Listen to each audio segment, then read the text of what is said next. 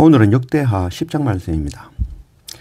오늘 말씀은 조금 길지만 이 하나님께서 우리에게 주신 자유의지와 선택에 대하여 분명하게 깨닫고 아는 그런 시간이 되기를 원합니다. 어제 역대하 9장 30절 솔로몬이 예루살렘에서 온 이스라엘을 다스린 지 40년이라 솔로몬이 그 열조와 함께 잠에 그 부친 다윗의 성에 장사되고 그 아들 르호보암이 대신하여 왕이 되니라. 오늘 역대하 10장 13절 왕이 포악한 말로 대답할 때 르호보암이 원로들의 가르침을 버리고 젊은 신하들의 가르침에 따라 그들에게 말하여 이르되 내 아버지는 너희를 멍에를 무겁게 하였으나 나는 더 무겁게 할지라.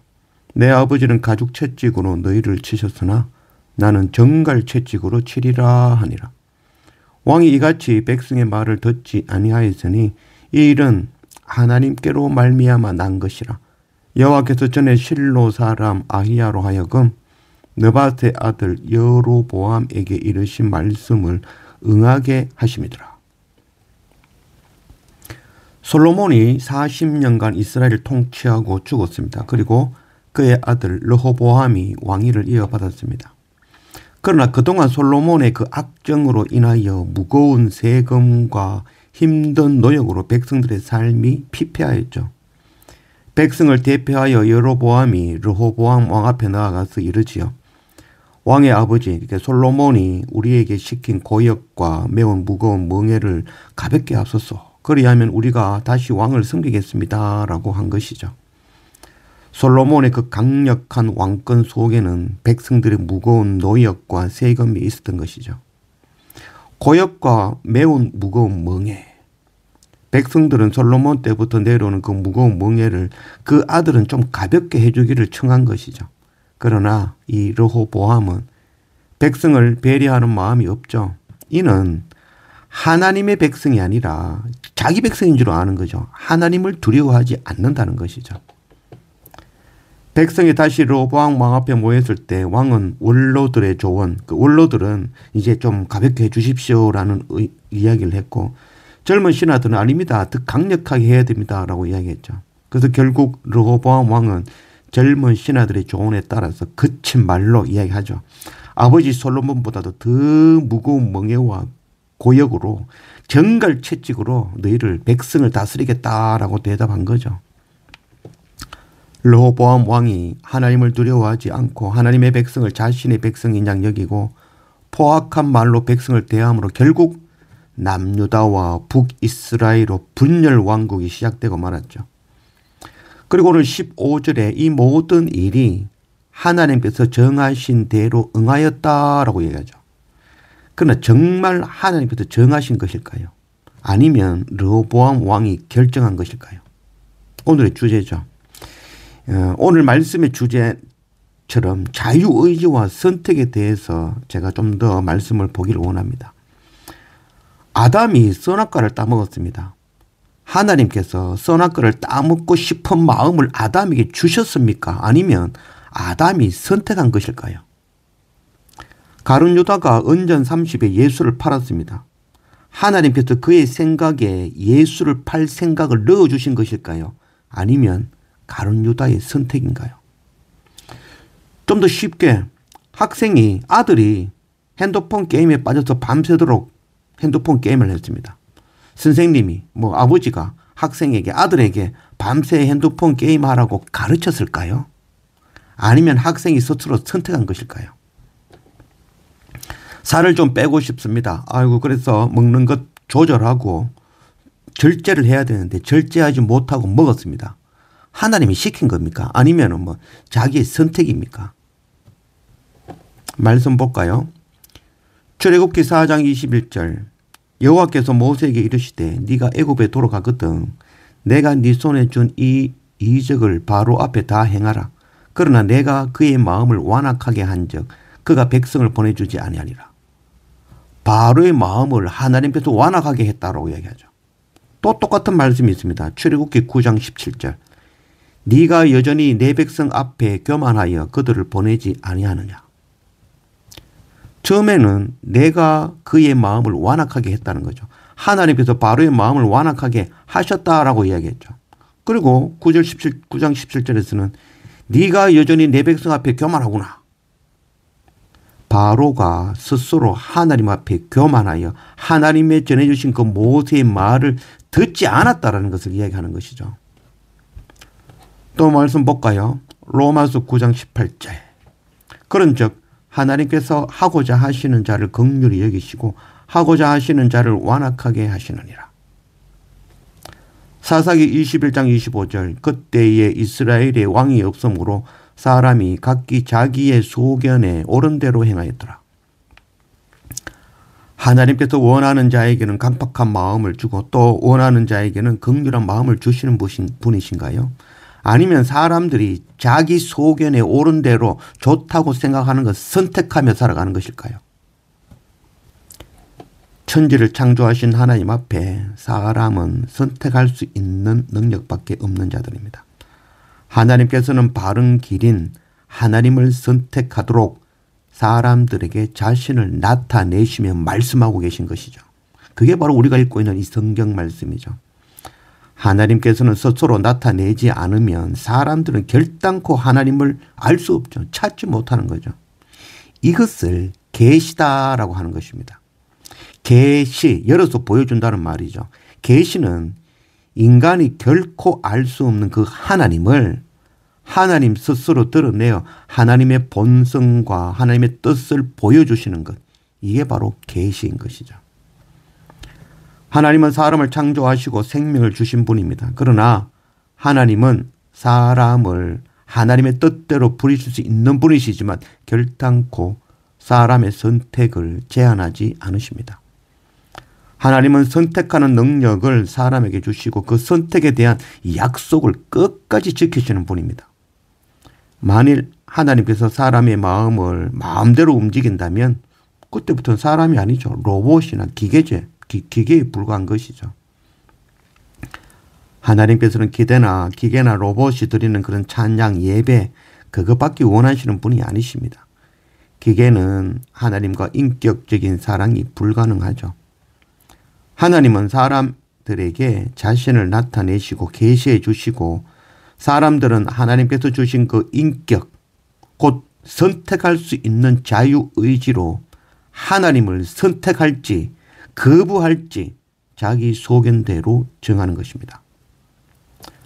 하나님은 전지전능하신 분이십니다. 과거와 현재와 미래의 모든 것을 아시는 분이시며 모든 것을 할 수 있는 능력 있는 분이시죠. 성경은 하나님의 전지하심과 전능하심을 분리하여 말씀하고 있습니다. 하나님의 전능하심은 모든 것을 할 수 있는 능력이지만 하나님은 그 전능하심을 스스로 제한하시는 분이시죠. 마태복음 26장 53절. 너는 내가 내 아버지께 구하여 지금 12군단 더 되는 천사를 보내게 할 수 없는 줄로 아느냐. 하나님의 전능하심은 예수 그리스도께서 사람의 몸으로 오신 것 그리고 십자가 지심으로 스스로 제한하신 것이죠. 하나님은 인간의 몸으로 오시지 않으셔도 되었고 십자가를 지시지 않으실 수도 있으신 분이시죠. 그러나 하나님은 그 전능하심을 제한하시고 약하고 부끄러운 모습으로 십자가를 지신 것이죠. 또한 하나님은 전지하신 분, 모든 것을 알고 계신 분이시죠. 과거와 현재와 미래의 모든 일을 아시는 분이십니다. 하나님의 전능하심은 스스로 제한하셨지만 하나님의 전지하심, 이거는 제한하지 않으시고 과거와 현재와 미래를 모두 밝혀 알려주신 것이죠. 그게 바로 성경 말씀인 것이죠. 하나님은 모세와 아론을 통하여 하나님이 누구신지 바로에게 나타내 보여주셨죠. 그러나 전지하신 하나님께서는 바로가 스스로 교만하여 하나님의 말씀을 거역할 것을 미리 아신 것이죠. 출애굽기 4장 21절. 여호와께서 모세에게 이르시되 네가 애굽으로 돌아가거든 내가 네 손에 준 이적을 바로 앞에서 다 행하라. 그러나 내가 그의 마음을 완악하게 한즉 그가 백성을 보내주지 아니하니라. 내가 그의 마음을 완악하게 한즉 하나님께서는 왜 바로의 마음을 완악하게 하셨다라고 말씀하셨을까요? 바로의 마음을 완악하게 하셨다라는 그 원어적인 의미는 하나님께서는 의지적으로 바로의 마음을 완악하게 했다 이런 의미가 아니라 바로의 마음이 완악한 채로 두셨다라는 의미입니다. 로마서 1장 24절 그러므로 하나님께서 그들을 마음의 정욕대로 더러움에 내버려 두사 그들의 몸을 서로 욕되게 하게 하셨으니 또한 그들이 마음에 하나님 두기를 싫어하며 하나님께서 그들을 그 상실한 마음대로 내버려 두사 합당하지 못한 일을 하게 하셨으니 내버려 두사 내버려 두셨으니 마음대로 내버려 두사. 사도 바울은 하나님이 사람을 버려두심에 관하여 말씀하셨죠. 이 버려둠이라는 말에는 두 가지의 뜻이 있습니다. 정말 무관심하게 상관치 않고 그냥 버려버리는 것. 두 번째는 안타까운 마음으로 보고만 있을 수밖에 없는 버려둠인 것이죠. 제 자녀들 2명이 한국에 있죠. 저는 터키에 있죠. 정말 안타까운 마음으로 버려두고 있는 거죠. 정말 안타깝죠. 그게 바로 아버지 하나님의 마음인 것이죠. 호세아 11장 8절 에브라임이여 내가 어찌 너를 놓겠느냐 이스라엘이여 내가 어찌 너를 버려두겠느냐 내가 어찌 너를 아마드같이 놓겠으며 어찌 너를 스보임같이 두겠느냐 내 마음이 내 속에서 돌이켜 나의 긍휼이 온전히 불붙듯 하도다. 하나님 아버지의 그 버려두심은 바로 긍휼이 온전히 불붙듯한 마음으로 버려두실 수밖에 없는 하나님이신 것이죠. 이런 안타까운 마음으로 하나님은 왜 구원하지 않으시고 버려두시는 것일까요? 하나님은 사람을 창조하시고 그 안에 하나님의 생기로 혼인, 바로 인격을 넣어주신 분이시죠. 그 인격은 로봇이나 기계가 아니고 스스로 선택하는 자로 만들어 두신 것이죠. 한국에는 우리 아이들 불러서 아버지 엄마 옆에서 있으면 좋겠죠. 그러나 자기 선택에 의해서 살아갈 수 있도록 정말 긍휼한 마음으로 자유를 줄 수밖에 없는 것이 바로 부모의 마음인 것이죠. 하나님은 우리를 조정하시지 않으시며 불타는 안타까운 마음으로 지켜보실 수밖에 없으신 것입니다. 이런 우리에게 하나님은 자신을 나타내 주시고 십자가 고난을 통하여 자기 생명을 버리시고 참 길을 보이시고 우리로 설득하고 선택하게 하시는 분이십니다. 그럼에도 불구하고 우리는 바로와 같이 끝까지 하나님을 부인하고 거부하며 스스로 멸망을 선택하며 살고 있는 것입니다. 전지하신 하나님은 이런 우리를 미리 아시고 십자가 고난으로 피 흘려 우리의 죄를 사하여 주신 것입니다. 이제 우리는 십자가를 선택하는 것과 거부하는 것, 이 두 가지의 선택밖에 없는 것입니다. 말씀에 말씀을 응하게 하심이더라. 하나님께서 선지자로 저주의 말씀을 주시는 것, 이것은 저주하기 위하여 주시는 말씀이 아니라 미리 되어질 일들을 전하여 주심으로 그것 선택하지 말라고 악에서 돌이켜 그 저주를 피하라는 것이죠.